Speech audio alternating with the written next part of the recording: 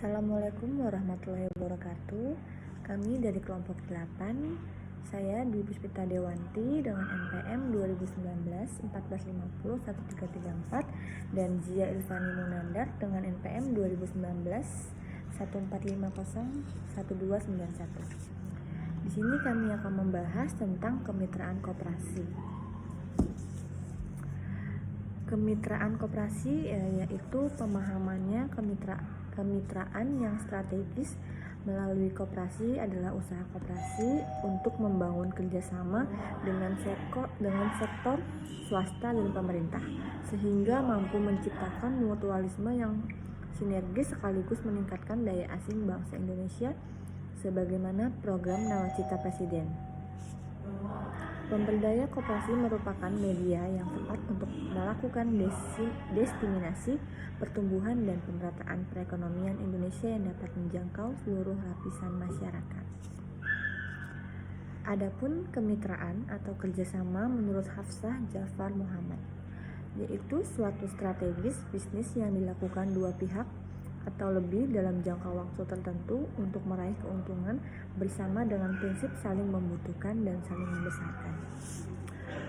Adapun komponen strategis bisnis yang pertama itu adalah harus ada visi dan tujuan bisnis.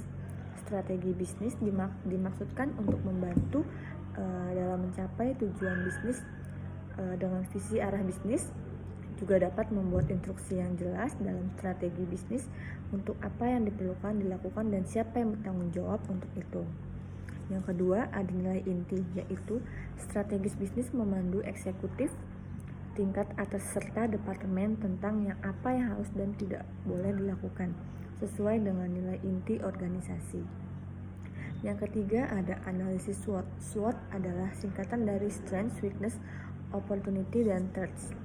Analisis ini termasuk dalam setiap strategi bisnis karena memungkinkan perusahaan untuk mengandalkan kekuatannya dan menggunakan sebagai keuntungan, dan hal ini juga membuat perusahaan menyadari setiap kelemahan dan ancaman. Yang keempat, ada taktik, yaitu banyak strategi bisnis untuk mengartikulasikan rincian operasional tentang bagaimana pekerjaan yang harus dilakukan untuk memaksimalkan efisiensi. Orang yang bertanggung jawab atas taktik memahami apa yang perlu dilakukan, menghemat waktu dan tenaga. Yang kelima, ada rencana alokasi sumber daya. Strategi bisnis ini mencakup di mana Anda menemukan sumber daya yang diperlukan untuk menyelesaikan rencana bagaimana sumber daya akan dialokasikan dan siapa yang bertanggung jawab untuk melakukannya. Lalu ada macam-macam strategi bisnis. Yang pertama ada cross-selling bisnis, lebih banyak produk. Yang kedua ada produk atau layanan inovatif, ada tingkatan penjualan, layanan pelanggan. Yang keempat ada menyasar pasar baru, diferensi produk, strategi teknologi, dan tingkatan referensi pelanggan. Menurut Undang-Undang 25 tahun 1992 tentang pengkoperasian bahwa koperasi sebagai gerakan ekonomi kerakyatan berdasarkan asas kekeluargaan. Pemerintah sebagai pemangku kepentingan yaitu utama selaku sektor swasta harus memandang koperasi sebagai perwujudan pasal 33 Undang-Undang Dasar 1945 bahwa negara harus memandang koperasi menurut tafsir historis yang berdasarkan pada demokrasi ekonomi dengan tujuan mengutamakan kemakmuran rakyat. Sehingga dengan paradigma ini pemerintah dapat mendesain pemberdayaan koperasi untuk menuju pemerataan dan pertumbuhan ekonomi. Pemerintah sebagai pemangku kepentingan utama selain sektor swasta harus memandang koperasi sebagai perwujudan pasal 33 Undang-Undang Dasar 1945. Hal itu sesuai dengan putusan MK nomor 28/PUU/9/2013 bahwa negara harus memandang koperasi menurut tafsir historis yang berdasarkan pada demokrasi ekonomi dengan tujuan mengutamakan kemakmuran rakyat. Sehingga dengan paradigma ini pemerintah dapat mendesain pemberdayaan koperasi untuk menuju pemerataan dan pertumbuhan ekonomi. Kerjasama antar koperasi sudah dilakukan oleh ICA pada Kongres ke-23 di Vienna tahun 1966 dengan topik Cooperation Among Corporations sebagai salah satu asas yang harus dipatuhi pada semua jenis koperasi. Kemitraan antar koperasi yang solid dapat membawa tujuan koperasi agar tercapai dengan baik. Seperti yang teman-teman lihat di PowerPoint, di sini ada karakteristik kerjasama koperasi. Dalam mengantisipasi ketidakefektifan dalam menjalin kemitraan atau kerjasama, koperasi perlu memilih bentuk kerjasama yang cocok baik secara prinsip maupun tujuan koperasi. Koperasi juga bisa memilih atau mengembangkan bentuk kerjasama dengan karakteristik sebagai berikut. Yang pertama, jaringan kerjasama. Upaya kerjasama tidak hanya dilakukan antara koperasi primer, tetapi juga terjadi antara koperasi sekunder dalam rangka menyusun suatu jaringan. Yang kedua, kelompok swadaya, yaitu mampu menyusun kekuatan sendiri baik secara bersama supaya kehidupan koperasi baik sendiri maupun sektoral yang berkualitas dan tidak tergantung kepada pihak lain. Yang ketiga, badan usaha permanen. Koperasi harus memilih visi yang kuat untuk menjadi badan usaha yang permanen. Yang keempat, adanya pusat pelayanan anggota dan masyarakat. Jaringan kerjasama yang dibangun harus mampu menghadirkan koperasi yang selalu melayani kebutuhan dan kepentingan anggota dan masyarakat, sehingga benar-benar menjadi kekuatan real dalam tata perekonomian nasional. Yang kelima, melahirkan para wira koperasi profesional. Koperasi dituntut untuk mendidik dan menyiapkan para wira koperasi yang profesional untuk mengelola berbagai jenis bisnis koperasi. Dalam mewujudkan kemitraan usaha dengan memberdayakan ekonomi rakyat, dalam hal ini koperasi, kejelasan peran dari pihak yang terlibat sangat dibutuhkan. Nah, di sini ada peranan pengusaha besar, yaitu melaksanakan pembinaan dan pengembangan kepada pengusaha kecil atau koperasi. Yang pertama, memberikan bimbingan dalam meningkatkan kualitas sumber daya manusia pengusaha kecil atau koperasi, baik melalui pendidikan, pelatihan, pemagangan, dan bidang kewirausahaan. Kemudian ada menyusun rencana usaha dengan usaha kecil atau koperasi mitranya untuk disepakati bersama.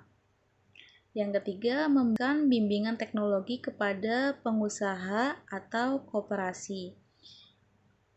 Yang keempat, bertindak sebagai penyandang dana atau pinjaman kredit untuk permodalan. Yang berikutnya, memberikan pelayanan dan penyediaan sarana produksi untuk keperluan usaha, pengembangan teknologi yang mendukung, pengembangan usaha dan keberhasilan mitra. Yang terakhir, ada promosi hasil produksi untuk mendapatkan pasar yang baik. Yang kedua, di sini ada peranan pengusaha kecil atau koperasi dalam melaksanakan kemitraan usaha. Pengusaha kecil atau koperasi didorong untuk melakukan bersama-sama dengan pengusaha besar mitranya melakukan penyusunan rencana usaha untuk disepakati. Yang kedua, menerapkan teknologi dan melaksanakan ketentuan sesuai kesepakatan dengan pengusaha besar mitranya. Yang ketiga, melaksanakan kerjasama antar sesama pengusaha kecil yang memiliki usaha sejenis dalam rangka mencapai skala usaha ekonomi untuk mendukung kebutuhan pasokan produksi kepada pengusaha besar mitranya. Yang terakhir, mengembangkan profesional untuk meningkatkan kemampuan atau keterampilan teknis produksi dan usaha. Kemitraan antar koperasi yang solid dapat membawa tujuan koperasi tercapai dengan baik. Nah, di sini ada beberapa manfaat kerjasama antar koperasi. Yang pertama yaitu meningkatkan pemanfaatan sumber daya yang berasal dari dalam gerakan koperasi secara efisien supaya menimbulkan daya guna yang berlipat dengan cepat.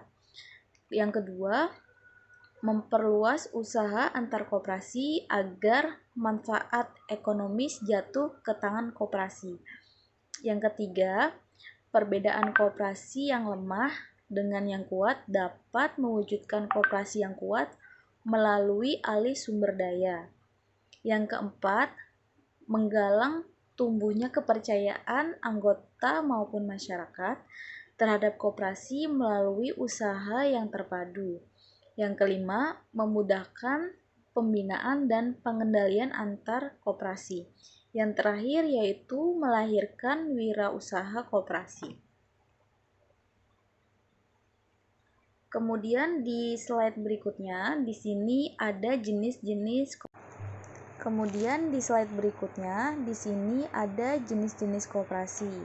Jenis-jenis koperasi sebetulnya ada banyak, seperti koperasi konsumsi, koperasi produksi, koperasi pemasaran, koperasi simpan pinjam, dan koperasi jasa. Namun yang ada di slide hanya ada 3. Yang pertama koperasi konsumsi, produksi, dan koperasi pemasaran. Nah, untuk pengertian koperasi konsumsi yaitu unit usaha koperasi yang berusaha memenuhi kebutuhan barang dan jasa bagi para anggotanya. Keanggotaan koperasi jenis ini terbagi 2, yaitu sebagai pemilik dan pelanggan. Contohnya yaitu koperasi sekolah, koperasi mahasiswa yang menjual berbagai kebutuhan seperti jajanan dan alat tulis. Yang kedua yaitu koperasi produksi. Unit koperasi yang anggotanya adalah kelompok produsen. Sebagai produsen, setiap anggota mengolah dan memproduksi bahan baku menjadi barang jadi yang siap dijual belikan. Nah, kemudian hasil penjualan tadi dapat meningkatkan pemasukan para anggotanya dan membuka peluang untuk masuk ke segmen pasar yang lebih luas. Contohnya yaitu koperasi tani beras bulan. Yang terakhir adalah koperasi pemasaran, yaitu koperasi yang dibentuk untuk membantu anggotanya dalam memasarkan produk yang dijual. Status keanggotaannya adalah sebagai pemasok barang kepada koperasinya. Contohnya yaitu koperasi madu murni yang membantu memasarkan produk madu.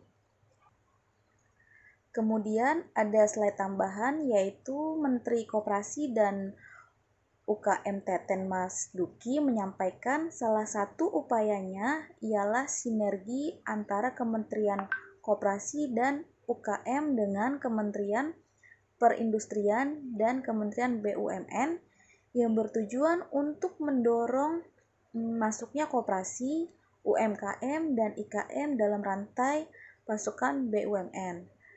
Teten menjelaskan sinergi ini sangat penting karena merupakan salah satu upaya untuk mendorong koperasi UMKM dan IKM sebagai kekuatan ketahanan ekonomi dalam rangka mendukung pertumbuhan yang berkualitas